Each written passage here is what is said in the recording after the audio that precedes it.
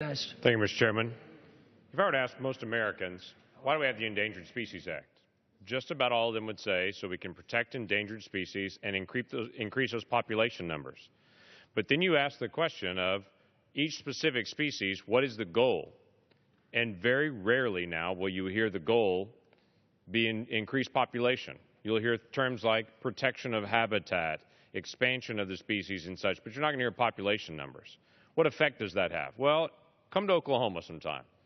In western Oklahoma, we deal with a beautiful little ground chicken called the lesser prairie chicken. Lesser prairie chicken in the past month and a half has been listed as a threatened species now.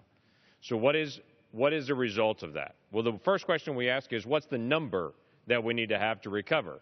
I don't know. We're going to try to recover habitat. What that means is they're now trying to block in 8,000 to 9,000 acres at a time of grassland and say no one can do development on these 8,000 to 9,000 acre blocks of land. That's no building, that's no construction, that's no energy, that's no wind power, blocking it off and leaving it natural up to 70% of that area.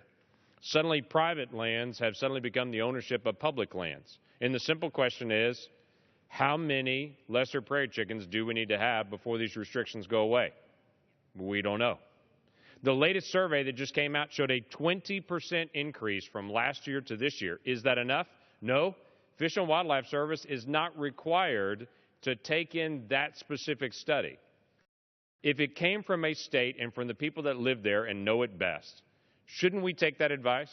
For some strange reason, I'm not opposed to scientists from New York, but a scientist from New York can pop in on Oklahoma and can say, I'm going to give you the best science. And when we ask for the data behind it, they can say, no, it's secret and proprietary, and we can't do a thing about it. That doesn't make common sense. This bill fixes that. I encourage this House to pass it and support common sense legislation. With that, I yield back. Gentleman's time has expired.